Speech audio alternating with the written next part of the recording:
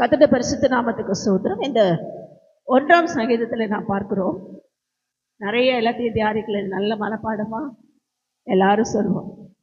முதல் பகுதியை தான் பார்க்கிறோம். துன்மார்க்கருடைய ஆலோசனையில் நடவாமலும். பொதுவாகவே இன்னைக்கு என்னதான் இருக்கு, எல்லாருக்கும் எது வேணான்றமோ அதுதான் பிடிக்கும்.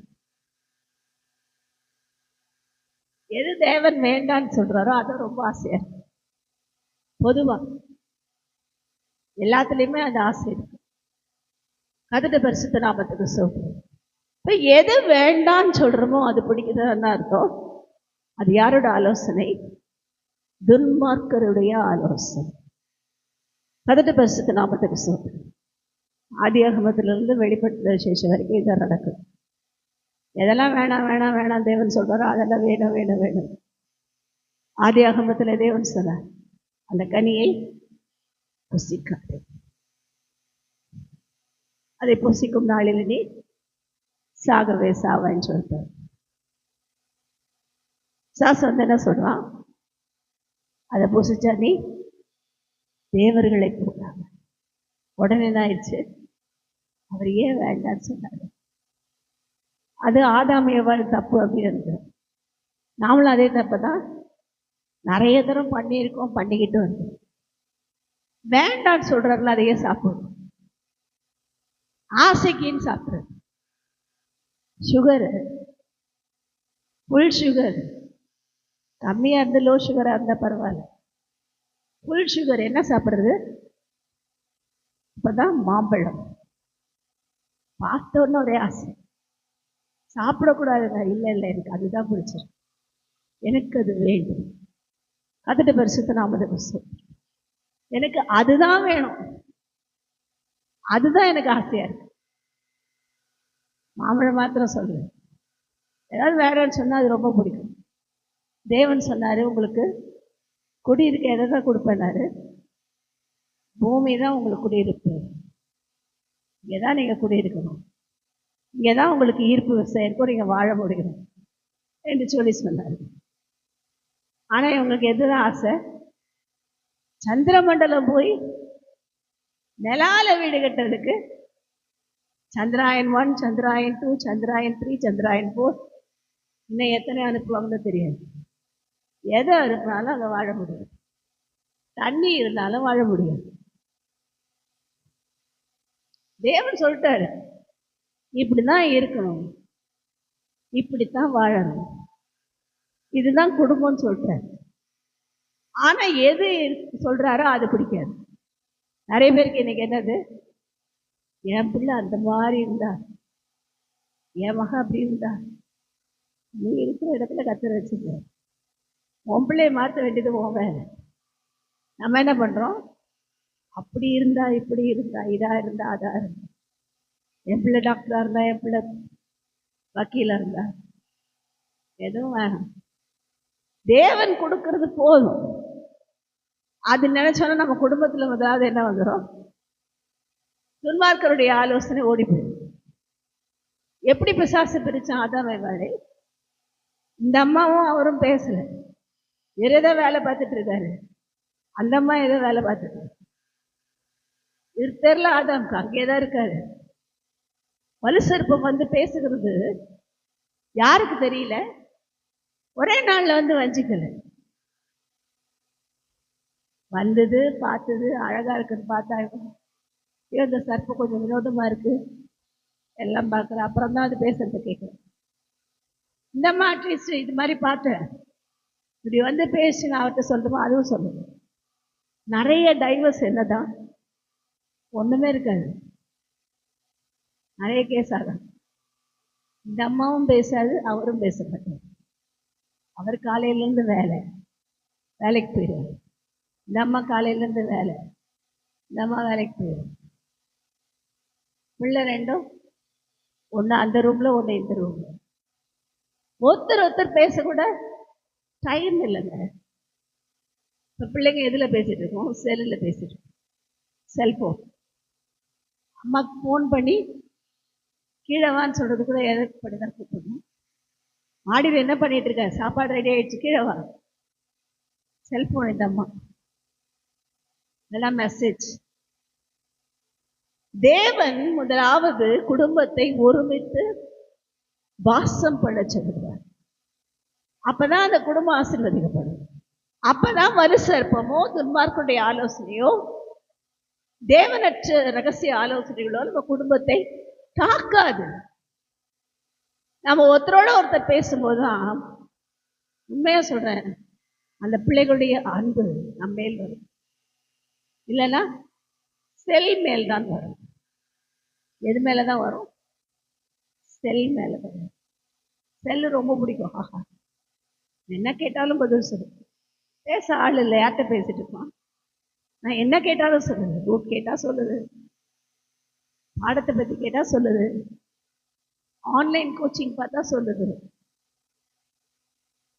நிறைய இலவசமான யூடியூப் சேனல்கள் எல்லாம் சொல்லி கொடுக்குது. அப்ப பிள்ளைக்கு என்னதான் இருக்கும்? செல்ல போதும். அம்மாவாத அப்பாவும் இப்ப என்ன தெரியுமா? அம்மா அப்பாவை கவனிக்க வேண்டும். அதுக்காக இப்ப பிளாட்ஸே வந்துருச்சு. நானா நானி, என்னவா நானா நானி பிளாட்ஸ் எங்கேயும் இல்லை, சென்னையில வந்து. அப்பா அம்மா பார்க்க முடியல. பையன் நல்லா படிச்சான், படிக்க வச்சாங்க, டாக்டர் ஆயிட்டாரு, அவரு யூரோப் போயிட்டாரு. பொண்ணை நல்லா படிக்க வச்சாங்க, அது யூஎஸ் போயிடுச்சு. அங்கேருந்து பணம் மட்டும் அனுப்புறாங்க. அம்மா அப்பாவுக்கு உடம்பு சரியில்லை, பார்க்க முடியல, வேலைக்கு ஆள் வச்சா ஒழுங்கா வரமாட்டேங்கிறாங்க. இந்த மாதிரி சண்டை போட்டே வேலைக்காரங்களை அனுப்பிடுவோம். வேலை செய்யவும் முடியல. என்ன பண்றது? நானா நானி அப்பார்ட்மெண்ட்ஸ் போனீங்கன்னா என்ன கிடைக்கும்? அங்க எல்லாம் இருக்கு. ஸ்விம்மிங் பூல் இருக்கு, நடக்கலாம், ஓடலாம், விளையாடலாம், சாப்பிட்றதுக்கு என்ன வேணும்னு கேட்குறாங்களோ வீட்டுக்குள்ள வந்துடும். அந்த பிளாட்ஸ்ல இருந்தா என்ன வந்துடும்? வீட்டுக்குள்ள நல்ல சாப்பாடு ஆர்டர் பண்ண வந்தது. அம்மாட்ட கேட்குறான் பையன், எனக்கு பிரியாணி. பிரியாணி முடியாதுப்பா, எனக்கு பிரியாணி சாப்பிட முடியாது, இது இல்லை, நீங்கள் எதனா சாப்பிடுங்க. நான் ஆர்டர் பண்ணி இம்மீடியட் ஆர்டர் கொண்டு கொடுத்துட்டு போயிடுறாங்க. ஏன்னா பணம் இருக்குல்ல. அந்த கொண்டு கொடுக்குற ஆள் இவங்க என்ன சாப்பிட்டாங்கன்னு தெரியாது. சாப்பிட்டா இந்த அம்மாவுக்கு என்ன வரும்னு அவங்களுக்கு தெரியாது. இது உடம்பு சரியில்லாமல் எடுத்துட்டு இருக்கோம். அங்கேயும் அதுக்கும் ஆள் இருக்கு, டாக்டர். உடனே ஒரு டாக்டர் வருவார், உடனே அவங்களுக்கு ட்ரீட்மெண்ட். எல்லாமே எப்படி ஆயிடுச்சு? மெக்கானிக்கலா மாற்றிட்டாங்க. இன்னும் மெக்கானிக்கலா மாற்ற போகிறாங்க. எல்லாம் ஏஐ சிஸ்டம் மூலமா எல்லாம் ஆயிட்டு இருக்கான். எல்லாம் மெக்கானிக்கல், எல்லாம் எலக்ட்ரானிக்ஸ் அண்ட் எலக்ட்ரிக். கார்ல இருந்து பைக்ல இருந்து எலக்ட்ரிக். பெட்ரோலால பொல்யூஷன் ஆகுதான், காற்று மாசுபடுகிறது. டெல்லிக்கு போனீங்கன்னா தெரியும், ஃபுல்லா புகையா தான் இருக்கும். அதுட்டு வருஷத்துல எல்லாம் புகையாயிடுது. என்ன பண்ணன்னு தெரியல. ஸோ எலக்ட்ரிக் கார்ல புகையே வராது. ஆனா கொஞ்ச நாள் கழிச்சு தான் தெரியும், அது உள்ள இருக்கிற பேட்டரி அழுகி அழுகி அழுகி அது பூமியை கெடுக்கும். எதெல்லாம் கெடுக்குமோ அதெல்லாம் துன்மார்க்கருடைய ஆலோசனை. அதெல்லாம் துன்மார்க்கனாகிய பிசாசின் ஆலோசனை, வலு சர்ப்பத்தின் ஆலோசனை. கர்த்தருடைய பரிசுத்த நாமத்துக்கு ஸ்தோத்திரம். அதை ஆலோசனைக்கு என்ன செய்யுங்க? செவி கொடுக்காது. நல்லா படிக்க வைங்க, பிள்ளைங்க இடத்துல அன்பு செலுத்துங்க.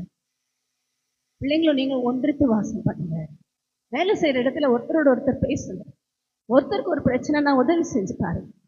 பணம் கொடுத்து உதவி செய்ய வேண்டாம், உங்களால முடிந்ததை செஞ்சு உதவி செய்யும். கர்த்தருடைய பரிசுத்த நாமத்துக்கு ஸ்தோத்திரம். ஒரு உணவு இல்லைன்னா சாப்பாடு கொடுத்து உதவி செய்யும். இந்த உதவி செஞ்சு பாருங்க. இயேசு அப்படித்தானே செஞ்சார். பரலோக ராஜ்யத்துக்கு போகணுமா என்ன சொல்லி கொடுத்தாரு? எல்லாரையும் கூப்பிட்டு பார்த்தாரு. யூத ஜனங்களை எல்லாம் கூப்பிட்டாரு. பரிசேயர், சதுசேயர், நியாயசாஸ்திரிகள் எல்லாம் வாங்க, சாப்பிட ரெடியா இருக்கு, விருந்து ரெடியா இருக்கு, ராஜ்யத்தின் விருந்து ரெடியா இருக்கு. எல்லாரையும் கூப்பிடுறாரு. யார் வரல? ஒருத்தன் சொன்ன, அவன் சாப்பிட்டு சாப்பிட்டு போர் அடிச்சிரு. இவர் கூப்பிடுற விருந்துக்கு நான் பெருசா போறேன், இது பெரிய ஆளா, இவரெல்லாம் கூப்பிட்டு நான் போகணுமா என்று சொல்லி என்ன செய்தார்கள்? அசட்டை பண்ணினார்கள். கடைசி ஆண்டவர் என்ன பண்ணாரு? வழியில் நிற்கிறவங்க, தெருவில் நிற்கிறவங்க, அக்கம் பக்கத்தில் இருக்கிறவங்க, வேலை செய்யாமல் உட்காந்துருக்காங்க, எல்லாரையும் கூப்பிட்டார். எல்லாருக்கும் என்ன செய்தார்? விருந்தும் கொடுத்து வெகுமதியும் கொடுத்தார். கர்த்தருடைய பரிசுத்த நாமத்துக்கு ஸ்தோத்திரம். இன்னைக்கு நம்ம தான் அழைக்கப்பட்டவர்கள், தெரிந்து கொள்ளப்பட்டவர்கள். நாம் நீதிமான்கள், யூதர்கள் அல்ல. நம்மை தேவன் தெரிந்து கொண்டதுனால எங்கெங்கேயோ இருந்தோம், விருந்து சாலைக்கு அழைத்து கொண்டு வந்திருக்கிறார். விருந்த ருசிக்க தான் சொல்றாரு. நாம் என்ன பண்ண மாட்டேங்கிறோம்? இந்த விருந்த ருசிக்காம எதையோ ருசிச்சுட்டு இருக்கோம். கொடுக்கப்படுகிற வேத வசனம் அதுதான் அடுத்த வசனத்தில் வாசிக்கிறோம். இரவும் பகலும் அந்த வேதத்திலே தியானமாயிருக்கிற மனுஷன் பாக்கியம். தியானமா இருந்து பாருங்களேன், யாரும் நம்ம தப்பான வழியில நடத்த முடியும். கர்த்தருடைய பரிசுத்த நாமத்துக்கு சொல்றேன். ஏஐ குறித்து வாசிக்கிறோம். என்ன ஆச்சு? எல்லா இடத்துலையும் இப்போ மெஷின்ஸ் ரீப்ளேஸ் பண்ணுது. ஆப்ரேஷன் பண்ணுறதுக்கு ஒரு ரோபோ வந்துருச்சு.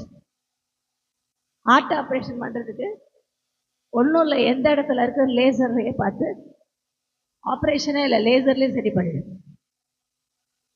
இது கிடையாது, ஒரு சின்ன கத்தி இல்லை, டாக்டருக்கு வேலை இல்லை, கூட நின்னா போதும், அந்த மெஷினை ஆப்ரேட் பண்ண தெரிஞ்சா போதும். ஆப்ரேஷன், கண் ஆப்ரேஷன் பண்ணுமா, இம்மீடியட்டாக லேசர் ட்ரீட்மெண்ட் வந்துருச்சு. கொஞ்ச நேரம் ரோபோவை பார்த்தா கண்ணு நல்லாயிடும். கர்த்தருடைய பரிசுத்த நாமத்துக்கு ஸ்தோத்திரம். எல்லா ரோபோட்டிக் டெக்னாலஜி என்ன செய்யுது? உலகத்தை மாற்றி கொண்டிருக்கிறது அல்லது மயக்கி கொண்டிருக்கிறது. இந்த ரோபோட்டிக் டெக்னாலஜி வழியாக தான் பிசாசு வரும். அப்படியே பார்க்கும்போது பார்த்தா அந்த ரோபோ என்ன பண்ணுதா? சண்டை போடுது. என்ன பண்ணுது? சண்டை போடுது. இயேசு கிறிஸ்துவின் ரகசிய வருகைக்கு இதெல்லாம் அடையாளம், இதெல்லாம் ஆரம்பங்கள், ஆயத்தங்கள். சண்டை போடுது ரோபோ. எத்தனை பேர் பார்த்தீங்கன்னு தெரியல, ஒரு மாடியிலேருந்து அந்த ரோபோவை தள்ளி காலி பண்ணிச்சு. இதுவும் ரோபோ, அதுவும் ரோபோ. அப்போ என்ன சொல்றாரு? ஒரு அந்த ரோபோட்டிக் டெக்னாலஜி கண்டுபிடித்த அந்த பெரிய ஞானி சொல்றாரு, அதெல்லாம் சிப்லாம் கரெக்டாக பண்ணா அது ஒழுங்காக வேலை பார்க்கும், அதெல்லாம் ஒன்றும் பயம் இல்லை. ரோபோட்டிக் டெக்னாலஜிலாம் பயப்பட வேண்டாம், எல்லாம் கரெக்டாக செய்யும். எங்கேருந்து மனுஷங்க வருவாங்க? இத்தனை வருஷமாக வேலை செஞ்ச டீச்சர்ஸு, அவங்க வேலை என்ன ஆகிறது? இத்தனை வருஷமாக படித்த பிள்ளைகள் அன்பு காமிச்சு அவங்களுக்கு சொல்லி கொடுத்து, அடிக்கும் போது அடித்து, அரவணைக்கும் போது அரவணைத்து, சாப்பிடாத பிள்ளைய கூப்பிட்டு சாப்பிடுன்னு சொல்லி திட்டி, அவங்க அம்மா அப்பா டீச்சர் சொன்னால் கேட்பாங்க, அது சொல்லுவாங்க, டீச்சர் சொன்னால் கேட்பாங்க. நீ சொல்லுமா? ஜெஸி அப்படிதான், காலையில் டிஃபனே சாப்பிட மாட்டாங்க. அவங்க ப்ரொஃபஸர்கிட்ட சொல்லிட்டேன், நாளையிலேருந்து சாப்பிடாம போடக்கூடாது. அது இல்லாமல் கருவேப்பிலை, தினம் கருவேப்பிலை சாப்பிடுவார், கருவேப்பிலை பொடி சாப்பிடும், அதான் உன் முடிய சொன்னாலா சொல்லிட்டாங்க. என்னைக்கு சொன்னாங்களோ நாங்கள் கொடுக்கலனாலும் அவர் கேட்குறார். காரணம் என்ன? டீச்சர் சொன்னா கேட்பாங்க, ஒரு மரியாதை. இதே ரோபோ சொன்னா கேட்பாங்களா? அது வந்து அன்பா செலுத்துறி, சாப்பிட்டா என்ன, சாப்பிட படிச்சா என்ன, ஃபெயிலானா என்ன? கர்த்தருடைய பரிசுத்த நாமத்துக்கு சொல்லு. எல்லாவற்றையும் மாற்றி கொண்டிருக்கிற தந்திரமுள்ள சாத்தான், தந்திரமுள்ள சாத்தான். ஏனென்றால் அவன் எதெல்லாம் தேவன் செய்யக்கூடாதுன்னு சொன்னாரோ, செய்ய முடியாதுன்னு சொன்னாரோ, அதெல்லாம் செய்ய என்ன செய்வான்? ஸ்டெப் எடுப்பான். ஆனால் அவர் 60 என்று எதுவும் நடக்காது. ஆனால் இன்றைக்கு என்ன நடக்கிறது? அநேக ரோபோக்களை, ஒரு ரோபோ இல்லை, நிறைய ரோபோ. ஒரு பெரிய இது ஒர்க் பண்ணால், பெரிய ஆலை ஒர்க் பண்ணால் அதுக்கு வேண்டிய எல்லா இடத்துலையும் ரோபோஸ். இவங்க கம்பெனிலலாம் ஆள் குறைப்பு. எப்படின்னா, ஆள் தேவையில்லை, கம்ப்யூட்டர் பார்த்து, கம்ப்யூட்டர் என்ன தெரியும், மொத்தமாக பிளாஸ்ட் ஆகிடும். தெரியல. கர்த்தருடைய பரிசுத்த நாமத்துக்கு ஸ்தோத்திரம். அநேக இடங்கள்ல, தொழிற்சாலைகள்ல அப்ப என்ன ஆச்சு? மனுஷங்களுக்கு சாப்பாடு போச்சு, வருமானம் போச்சு, ஒரு பக்கம் பஞ்சம். இப்போ அவங்க வருமானத்துக்கு யாரை தான் நம்பி இருக்கணும்? அன்றைக்கு ஒரே கவர்மெண்ட். யாருக்கு இந்த ரோபோவை இன்ட்ரடியூஸ் பண்றாங்களோ அவன் தான் ராஜா. இப்ப இன்றைக்கு தேவன் சொல்லுகிற காரியம், இந்த துன்மார்க்கருடைய ஆலோசனைக்காக நாம் விழித்திருந்து ஜெபிக்கணும். இயேசு கிறிஸ்துவின் வருகை சமீபமாக இருக்கிறது. அதில் பரிசுத்த நாமத்துக்கு சொல்கிறோம், ஒருவரை ஒருவர் அடித்துக் கொள்கிற அளவுக்கு இந்த ரோபோட்டிக் டெக்னாலஜி வளரப்போகிறது. அநேக மனுஷத்தன்மை உள்ளவர்கள் மாறி மிருகமாய் மாறுகிற ஒரு காலம். 7 வருஷ அரசாட்சியிலே அநேகர் எப்படி இருப்பாங்களா? மிருகங்களாகவே இருப்பார்கள். பார்க்க மனுஷன்தான், ஆட்டுத்தோல் போர்த்திய ஓநாய் மாதிரி பார்க்கறதுக்கு மனுஷன் தான், ஆனா எப்படி இருப்பாங்க? மிருகங்களாய் மாறி போவார்கள். இந்த சூழ்நிலையில் நாம் கடந்து போய் கொண்டிருக்கிறோம். அதுக்கு தான் மோடி போயிட்டு வர்ற ரோபோட்டிக் டெக்னாலஜி எல்லா இடத்துலையும் வரும். நாங்கள் கொண்டு வருவோம். ஓட்டு நீங்கள் போடணும்னு நினைப்பீங்க, டிஎம்கேக்கோ ஏதோ ஒரு நீங்கள் போடணும்னு நினைப்பீங்க, அது எதில் போய் விடும்? பிஜேபியில் போய். இது பேர் என்னது? Robotic technology. அந்த ஒரு சிப்பு நம்ம ஒன்று போட்டால் அது ஒன்று வரும். வரது என்னமோ உங்களுக்கு ஸ்டெப்பில் என்னமோ நீங்கள் எதுக்கு போட்ட மாதிரி வரும். உள்ளே நடந்தது என்னது? கதட்ட பரிசுத்த நாமத்துக்கு சோதனை. இன்றைக்கு அதற்கு எதிர்ப்பு வலுக்க வேண்டும். இல்லைன்னா நம்ம நாட்டை ஒன்றும் பண்ண முடியாது. அதனால் இதனால் ஒப்பு கொடுப்போம். நேரடியாய் சவால் விடுகிறவர்கள் இழந்து விட்டார்கள். இயேசுவை சொன்ன அமெரிக்காவில் இதுதான் இயேசு வந்தார். அமெரிக்காவில் தான் இயேசுவை நமக்கு அறிவித்தது. ஆனால் அமெரிக்காவில் இன்றைக்கு அவருடைய ட்ரம்புடைய ஆலோசகர் தேவனை உயர்த்தி பேசும்போதே கொல்லப்பட்டார். காரணம் என்ன? மனுஷனே கொள்றான். ரோபோட் வந்தா என்ன பண்ணும்? சத்தியத்தை சொல்றவங்க சீக்கிரமா காலி பண்ணும். கதட்ட பரிசுத்த நாமத்துக்கு சொல்றோம்.